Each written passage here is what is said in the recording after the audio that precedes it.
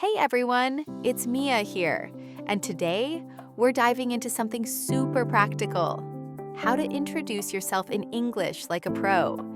And before you think, oh, that's easy, trust me, there's more to it than just saying your name. Tom, we all have to introduce ourselves all the time, right? Different places, different people, different situations. Absolutely. From job interviews to meeting someone new at a cafe, introductions are everywhere. And when you actually spend a bit of time getting your introduction right, it pays off. Again and again. It's like a tiny skill that keeps opening doors. Exactly. And let's be honest, when you meet someone new, you usually feel a little nervous. That's totally normal. But if you start the conversation smoothly, you instantly feel more confident. Getting that first moment right can set the tone for everything that follows. Yeah, that first impression really matters. If you can introduce yourself clearly and confidently, people remember you in a good way. It helps you connect faster, make friends, build relationships, and honestly, that's something everyone wants deep down.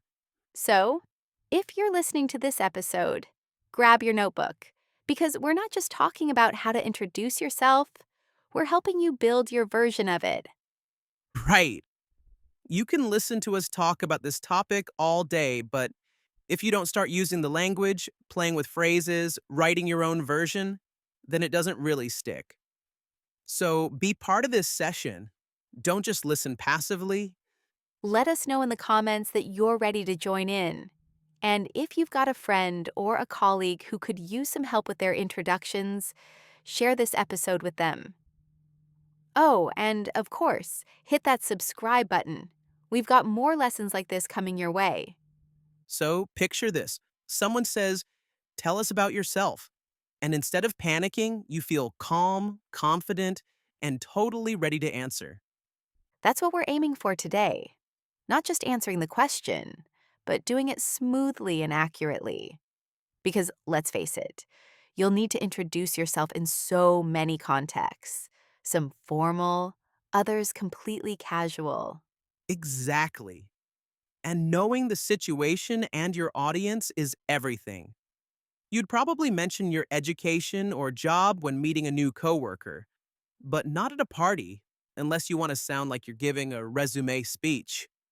Ha ha ha, true. You don't want to bore anyone to tears. So let's start crafting your introduction, and we'll keep it simple. The best place to begin? Your name. Right. You could say, "I am Emma," but in most cases, "I'm Emma" sounds much more natural, relaxed, and conversational. You can also say, my name is Emma, or my name's Emma. Super easy, right? You've got this. Now, if you have a nickname or a preferred name, it's always smart to mention it early. You might say, "My name is Beatrice, but my friends call me Bia." Or if your name's tricky to pronounce, a polite way to handle it is, my name is Ibis Guy, but you can call me Ibis. It shows you're friendly and makes things easier for the other person. Exactly. That's a great expression to use, especially if people often mispronounce your name or if it's not common where you live. And once you get tired of explaining it over and over, this little phrase saves you a lot of time. Okay, next part: location. You can talk about where you live now or where you're originally from. There are tons of ways to do this. So experiment and find what sounds most natural for you. You could say, "I'm from Australia." Notice that using "I'm from" sounds more relaxed than "I am from." Or you could say, I'm Australian, I'm Turkish, I'm Brazilian. Those are nationality adjectives, and they're different from country names, so be careful. We don't say, I'm from Australian or I am Australia. Good point. And if you say, "I'm from Melbourne," that doesn't make it clear whether that's where you live now or where you're originally from. So if you're living somewhere else, try saying, I come from Melbourne, or I was born in Melbourne, or even I grew up in Melbourne. Each version gives a slightly different detail about your background. You could also say, I spent my childhood in, which is a nice way to share a little story about where you come from. For example, I was born in Australia and spent my childhood moving through cities along the East Coast. Or, I'm originally from Melbourne, but now I'm based in France. And if you want to talk about how long you've been living somewhere, that's a great time to use the present perfect tense. For instance, I've been living in France since 2017, or I've lived here for the past 4 years. You could even say, I moved to France a few years ago. Same idea, just a different style. There are so many ways to express the same thing, and that's what makes English fun to play with. But remember, when you're preparing your introduction, focus on the story you're telling about yourself.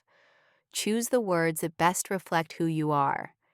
And once you've written your version, share it in the comments. We'd love to read them and help make sure your introduction sounds amazing.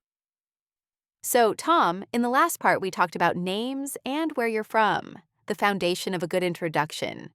Once you've got that part flowing naturally, it really sets you up for everything that comes next. Exactly. And what comes next actually depends a lot on where you're introducing yourself. The context changes everything. Right? If you're chatting with a new neighbor, maybe you'll want to share a bit about your family. But if it's a job interview, you'll probably focus on your work experience or career background. And if you're introducing yourself to an English class, it's often better to talk about hobbies or interests, things that help people find common ground and start real conversations. Yeah, that's such a great way to connect. You know, talking a little about your family can also make your introduction feel more personal. Just be careful not to turn it into your full family history, unless someone actually asks for it. Exactly. Keep it short and relevant. For instance, if you're married, you can say, We've been married since August last year, or I've been married to my husband since 2023. And if you're not married but still want to mention your relationship, you could say, We've been together for 5 years. That word together signals that you're talking about the length of your relationship. You know, I always find this topic kind of funny. English doesn't really have many words to describe relationship stages. For example, Emma, in the original story, says she and her partner have been together for 11 years. They've been engaged for about 6, but they're not planning to get married. Yeah, and that's such a real situation. Once you say fiance, people instantly ask, When's the wedding? And that can get old fast. Exactly. And after more than a decade together, boyfriend starts to sound a bit too casual. That's why many people simply say my partner. It's neutral, respectful, and works for almost any situation. Totally agree. And sometimes it even adds another layer, like when your romantic partner is also your business partner. Then it can get confusing fast. All right, let's move to family descriptions. If you want to mention who you live with, you might say, I live here with my family. We're a family of 5. But if you're talking about your childhood family, the one you grew up in, say, I grew up in a family of 5. That makes it clear you're talking about the past. And that phrase is pretty general. It could mean one parent and 4 kids or 2 parents and 3 kids. The listener won't know unless you add details. If you have kids, you can simply say, I have a 7-year-old son, or I'm a mother of twins, or I'm a single parent.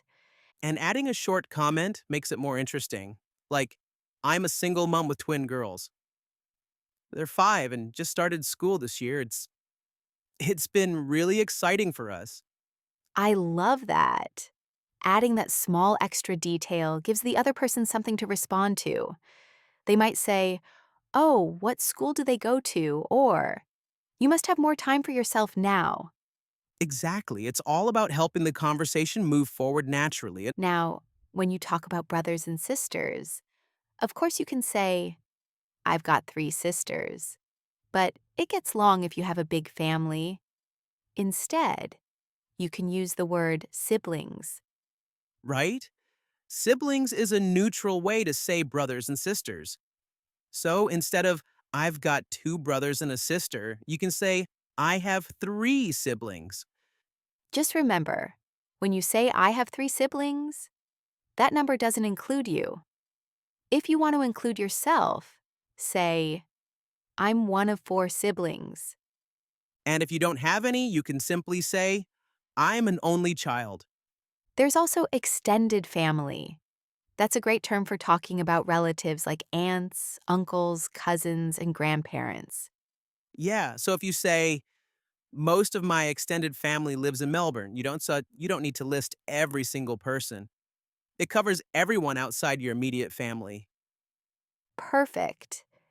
Now, once you've shared a little about your background, you can move on to something lighter, your interests or hobbies. Right. That's often what people remember most about you, especially in informal situations or English classes. You can say, I enjoy baking, not I enjoy to bake, because enjoy is always followed by a noun or an ing form. That's called a gerund. But if you use like or love, you can go either way. I love playing football, or I love to play football. Both sound perfectly fine. You can also say, I'm really into jazz music, or I'm really into hiking. It's such a natural and modern way to talk about your interests. Having 1 or 2 interesting hobbies ready to mention can really help, especially when you're in a group setting. Exactly. Like in an English class when the teacher says, let's go around the room and introduce ourselves. If you already have something fun to share, it makes the moment easier and more engaging. All right, so we've covered your name, your background, your family, and a few personal details. Now comes the fun part, adding something interesting about yourself. Yeah, that's the question that always pops up in classes or workshops. Tell us your name, where you're from, and something interesting about you. And that last part can catch people off guard if they're not ready for it. Exactly. It's always smart to have something prepared. Maybe it's a unique hobby, a little talent, or even an unusual experience you've had. Anything that shows your personality. A fun way to share this is to start with the phrase, one thing you may not know about me is. It's such a natural, friendly way to catch people's attention. For example, one thing you may not know about me is I love hosting dinner parties. I'll spend an entire day planning, cooking, and decorating for theme nights with my friends. That instantly tells people something memorable about you. I like that one. And if you're listening right now, try finishing that sentence for yourself. One thing you may not know about me is. Go ahead and drop it in the comments. We'd love to see what you come up with. Now, another big part of introducing yourself is talking about your job. People usually want to know what you do or who you work for, and there are so many ways to say it naturally. The key is accuracy, especially with small grammar details like articles and prepositions. They can be tricky, but once you get them right, your English sounds instantly smoother. For example, when you're naming your position, don't forget the article a or an. Say, I'm a graphic designer or I'm an engineer. Never, I'm engineer. And if there's only one person in your company with that role, like the CEO or founder, you can use the I'm the CEO of a tech company or I'm the owner of a florist shop. You can also talk more generally about the industry you work in by saying, I work in. For example, I work in marketing, I work in construction, or I work in design. And when you want to mention the company, you can use either at or for. I work at Vogue or I work for an architecture firm. Both sound great. And if you're your own boss, you can say, I work for myself, I'm self-employed, or I run my own business. Those are perfect for freelancers and entrepreneurs. Quick tip: if you're unsure how people in your field talk about their jobs, try listening to introductions in TED Talks or professional videos in your industry. It's a great way to pick up natural phrasing. Totally. Now, if you're introducing yourself in a professional setting, you might also want to mention your education or qualifications. You could say, I have a degree in architecture, or I have a degree in design. Or if you want to emphasize your credentials, say, I am a qualified engineer, or I'm a qualified architect. Notice the difference. Qualified adds a little formality. You'd use it in interviews or work related contexts, but not when you're chatting at a party. There, you'd simply say, I'm an engineer. If you're still studying, here are some useful expressions. I'm studying environmental science, or I'm completing a PhD in public health. You can also say, I'm in my final year of an economics degree, or I'm nearing the end of my studies. Both sound smooth and professional. And if you're doing some extra learning online, which, let's be honest, most of us are these days, you can say, I'm currently taking an online course to upskill, or I'm doing a course to improve my skills in that area. By this stage, you should have a list of ideas for your introduction. Little building blocks like where you're from, what you do, your hobbies, and a fun fact. Let's take Emma's example. She could say, I'm Australian. I live in France, but I'm originally from Melbourne. I love swimming in the ocean every morning. I'm a qualified English teacher and I teach on YouTube. I'm also really interested in business and startups. That's a perfect short introduction. Personal, clear, and full of detail. And then she adds a personal touch. One thing you may not know about me is that I teach millions of students every month on my YouTube channel. That's the kind of sentence that makes people go, wow. It's confident, but natural. And that's exactly what we're helping you build in this episode. Now, of course, you guys already know that about me, but when I meet someone new, they don't.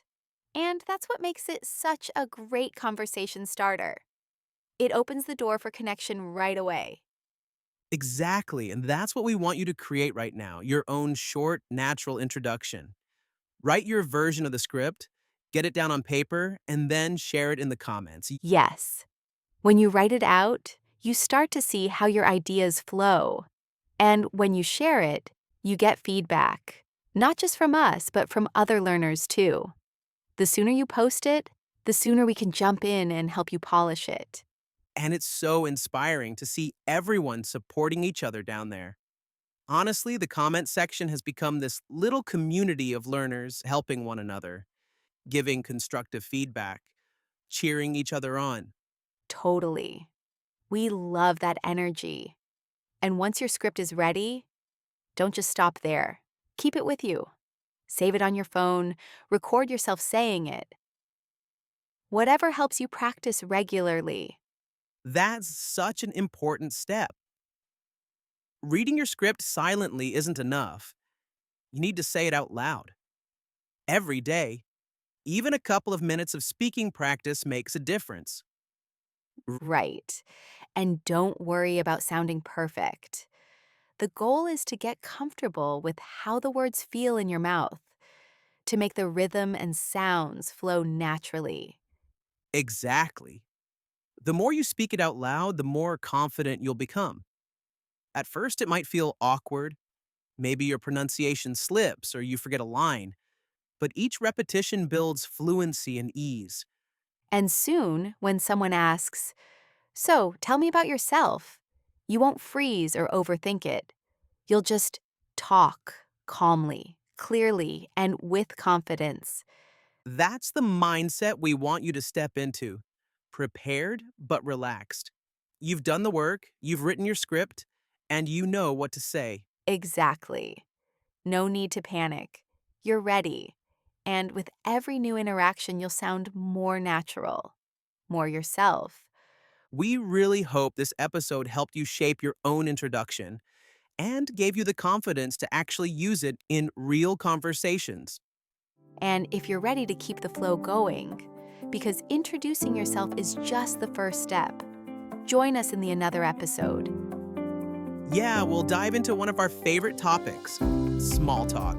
You'll learn how to keep a conversation alive once you've said hello. So click over to that episode, grab your notebook, and practice along with us. See you there.